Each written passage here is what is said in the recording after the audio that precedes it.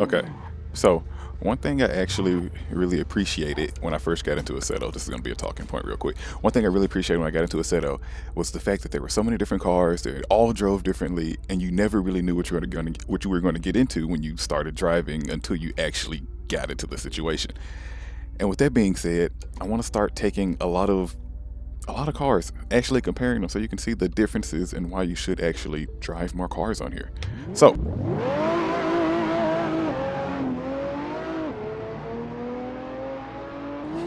first, I'm going to take this Toyota GR Supra downhill, get a time started if I don't run into the guardrail.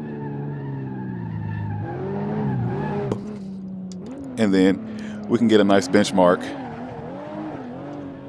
to see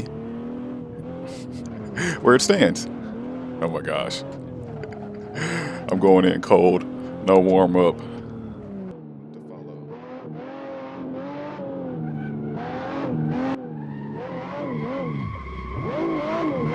I hadn't been down this course in quite a while, trying to keep the car straight.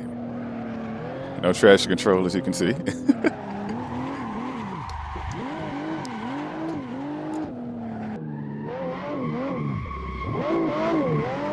A little bit of e-brake. Okay.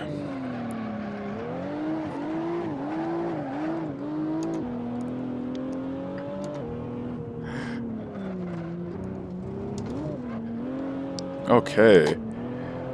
So first off, I definitely have to say, if I could try to speak while I'm driving, this car is very engaging. Okay. At a place like this car is quick, responsive, it gives you everything you need. The turn-in is very nice. I do feel myself needing to work on my brakes. Okay. A minute and 42 seconds. So now we're gonna go hop in our next car, run our same downhill, and see where the comparison test puts all of these lovely cars.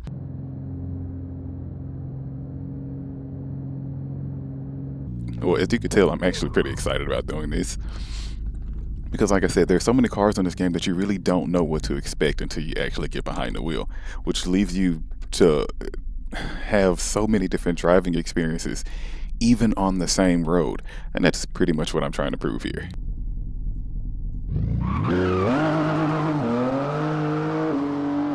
So, keeping it somewhat similar, we are in another two-door car.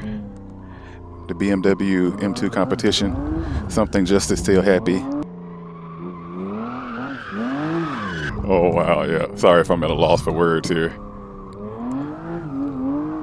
Trying to maintain these cars has got me on a level of excitement I hadn't had in a while, especially going on a downhill. I've been so used to going through Laguna that it's nice to kind of change things up.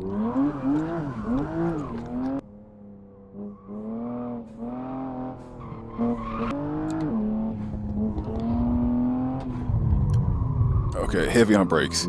So, one thing I'm definitely realizing, power feels very similar, but it feels way more, I don't know, the delivery of it feels more raw in the BMW. Don't make the joke. I know they're both BMW power, but the way the boost comes on in this car is just different.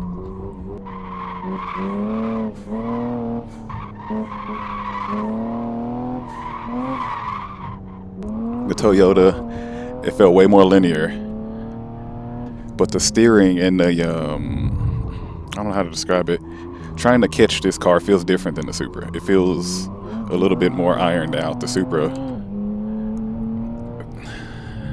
It feels like it's a little bit more of a throw to get the wheel where you want it. Oh wow, okay. So 137.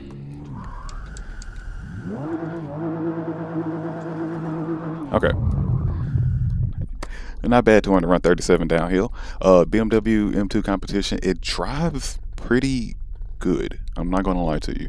It drives better than I thought it would on something more aggressive like this, going downhill with the sharp turns and the you just have to be ready to catch it. So hopefully, hopefully the next car can keep up with the pace because there's a big difference in time there.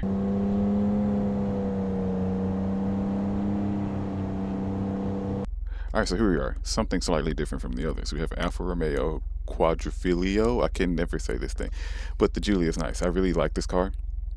And honestly, it would be a good consideration for the fact of 4 doors, a manual shifter. I love that. And you get the power and the looks. So let's give this thing a shot, see how it compares to the others.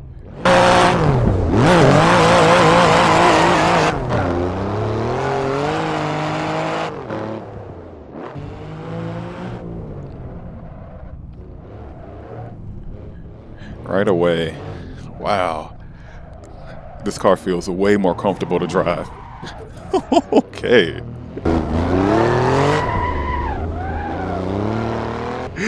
It feels way more comfortable to drive. The spring rate is a much more forgiving thing to deal with. The steering, however, a little bit more vague. I feel like I got to put in a little bit more turn in on it. A bit of understeer.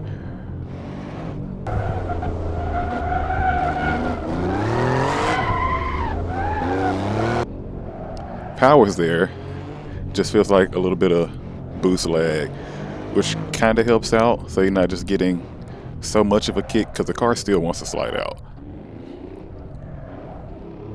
But at times like that, you really feel like you're missing power. I swear, I need to be smooth, but I'm trying to be quick through here. So I'm trying to fight a lot of power. That would be a lot smoother otherwise. Alright. Yeah, this is definitely going to be a slower run.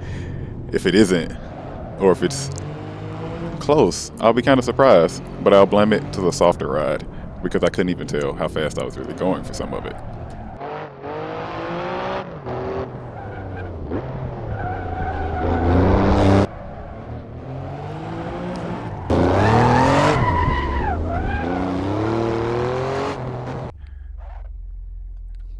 All right, so I wasn't really expecting the Alfa Romeo to pull off the same time as the BMW M2, but it did. Like I have to go back and check it, but I think 138 is the same thing that it ran. So we have to see.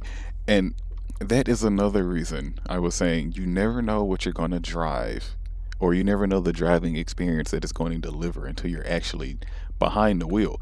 And it lets you learn that every car is not the same, and you get to really feel and experience that. So that being said, um hope you enjoyed this video. Kind of short, but it is another comparison video, and without these comparisons you never really know where certain things stand. Yeah, so if you liked it, let me know. Like, comment, subscribe, and I'll see you in the next car.